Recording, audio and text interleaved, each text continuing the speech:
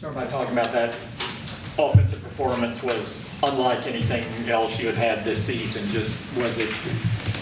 Why were you so out of sync with so much of it? You didn't have the ball for much in the second and third quarter. How do you look at that? They played really well on defense. We didn't play our best game on offense. Obviously, didn't have a ton of snaps, certainly within the confines of probably the first three quarters of that game.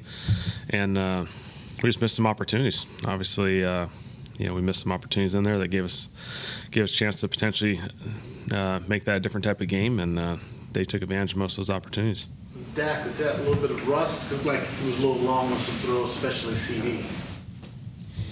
I don't know if it's rust. We just weren't able to find the rhythm that I think we're accustomed to playing with. Converting on third downs, converting on fourth downs, making long drives out of these things, ultimately getting points, and it was just choppy, and we didn't execute as well as we hoped for. Dak said he felt like it was the first game of the season that y'all weren't the more physical team on the field. Do you agree with that, and why do you think that was so? I think it's fair to say. Obviously, you want to run the football better, and certainly early in those situations, some short yardage situations, I own those. I feel like didn't give ourselves the best opportunity in those third and fourth downs. I think we were 2 for 7, and third or fourth down and 2 or less. It's not good, and so obviously those are situations. We'll find a way to make those a lot better. Typically, even in losses over recent years, Dak's games have looked cleaner than that. Just coming off a game where you struggled like that, what's the film session like with him and his response to it? I think the film session is trying to eat up as much of it as you can. And Coach said we're not going to throw the tape away. I know some people use that metaphor. We want to dig every little piece of this thing because obviously it's a copycat league. Everyone's going to copy that formula, and so you better have an answer for every single thing that came up in that game, and because you're bound to see it in the coming weeks. Do you ever get a sense he was trying to throw the 10-point touchdown a little bit, that he was pressing? I think that's fair to say just for all of us, not necessarily Dak. I think, play calling starts with the play calling aspect of this thing. I think we love to be aggressive on our side of the football, and those guys were aggressive in Denver. I thought their defense played a phenomenal game. They played really well against us, and we didn't take advantage of some opportunities. What's the reaction that you got from the guys today in your meetings with them as you look forward to another kind of uncommon opponent?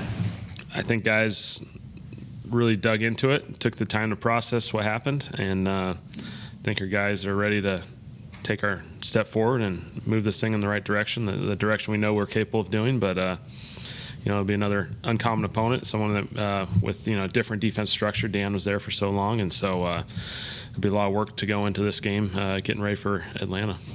How did Terrence handle the move to left tackle, and what does that mean for y'all in the next couple weeks? Yeah, I thought he did some nice things. It's never a favorable matchup when you're sitting there throwing the ball in a game where everyone knows you're throwing the football. So those are challenging situations for both tackles. I don't care who you're facing. So he did some nice things. Obviously, we'll continue to progress this thing, see where Tyron's at, and then assess the tackle situation. Obviously, as the week progresses. Late in the game, there you're down by 30, and Dak and a lot of your key guys come back out for those final 2 possessions.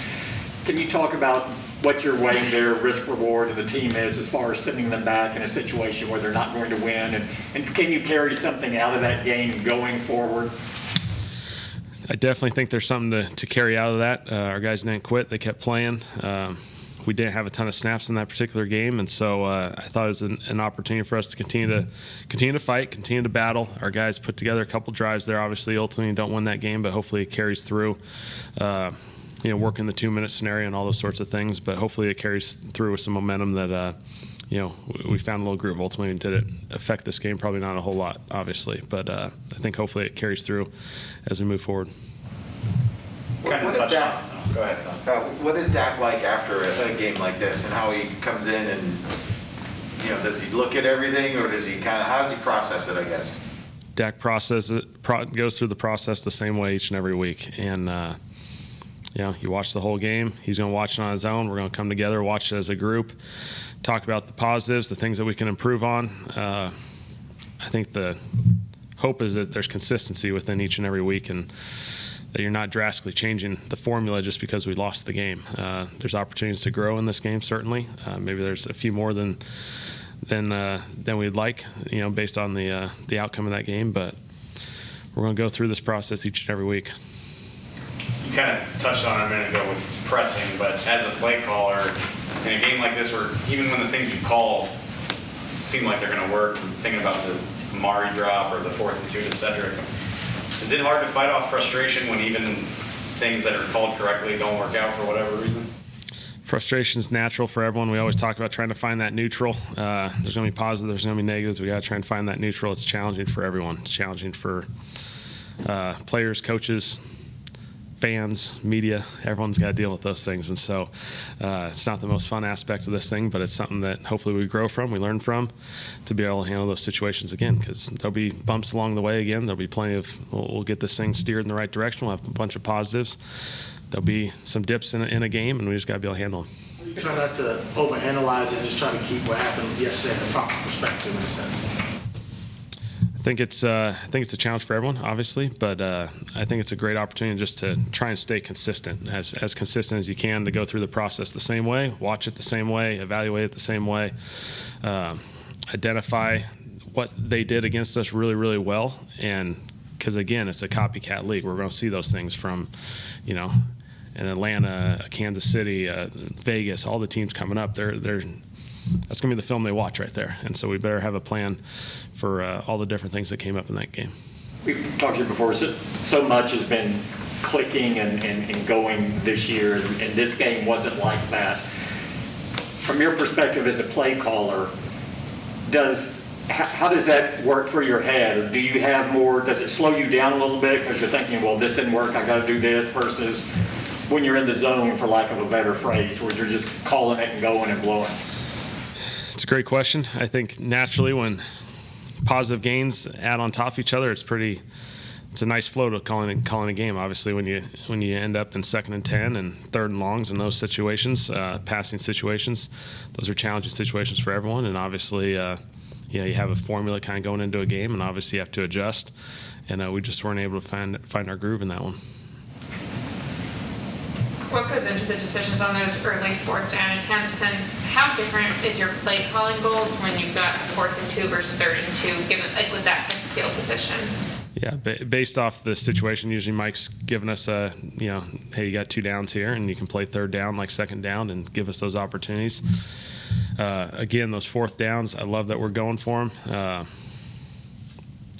I'm digging on them, second guess myself like no other every time they don't work. And so you go through that process trying to see if you can find something better in those situations. I thought they did a really, really good job. They did a great job in those situations. You had the 2-point plays there at the end. There's only so many of those that teams have. Do you kind of hold back on some of that, or are you a little leery of what you were showing? I think we won. I think we ultimately want to end with good football. I think that was the most important because again, it's the momentum that you can carry from those situations. We were able to finish 2 for 2 in the red zone, 2-point plays, situations we haven't played as well in over the course of the last few weeks. So take that for whatever it's worth from our standpoint. But I think we got enough down there that we can work with, and we'll continue to evolve. So Dak last week has the calf, doesn't play, comes back this week. Are you thinking, is it really good to call a quarterback run here on this one? Is it in that late of a game? Yeah, there's some variations within that play. So he had some options, and ultimately he ended up keeping it, and we're comfortable. But ultimately, you didn't call plays concerned about his calf. No, the calf wasn't part of the discussion this week. It's part of last week's discussion. This week we felt good, so. There's been a lot of discussion on our end about the risk-reward of playing Dak in the final 5 minutes of a game like that.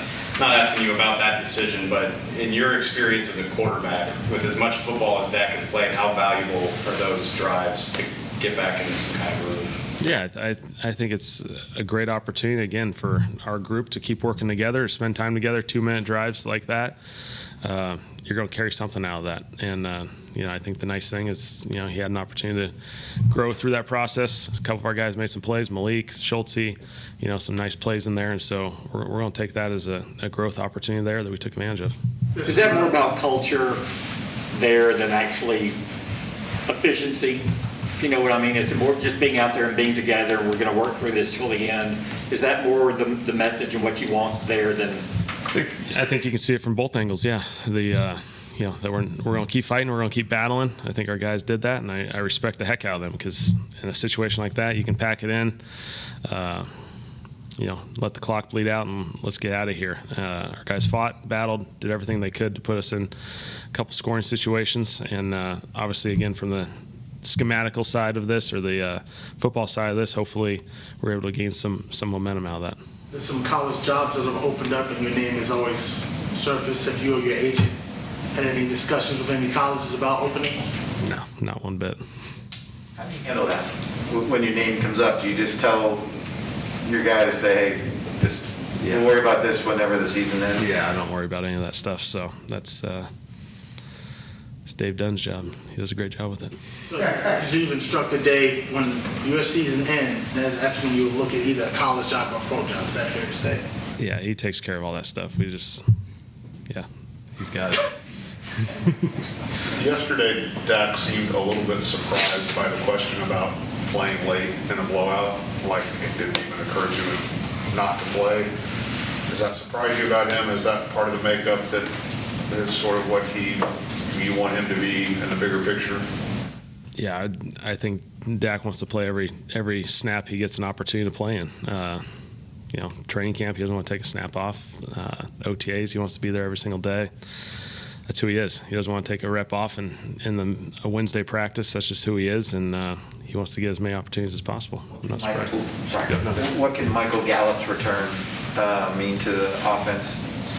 Would be really, really excited to get Michael. Obviously, huge aspirations for him as the season went on. He dealt with the injury as it went, and so we're excited to have him back. He's going to do some awesome things for us. We're excited. He'll bring some juice, bring some energy. He's going to go make some plays when he gets the opportunity, and add to that room, make that room even more competitive, because we've got a lot of talent in that room that are excited. If they get an opportunity, they're going to go take advantage of it. Has he been frustrated at all, just been missing so much time? I think it's frustrating for everyone, but every player, you always want an opportunity to play, and I think Michael's just at that point now, obviously, where he's getting closer and closer and ready to roll, and he's going to be really excited. You said there were a lot of factors yesterday, but was that one of the most you've ever seen Dak be inaccurate on as many throws as he's had, because he has such a high level of accuracy? I don't know. I think there's a lot of factors within that game. I want to pinpoint it all on that. Did he miss some throws? Yeah. Did we miss some? Did I call some plays that I wish I didn't call? Yeah. I think all of us got a little piece of it we all get to take. But again, that game's part of this process, and hopefully it's a huge growth opportunity for us, and we can grow from it. Thanks, Kellen. All right. Thank you.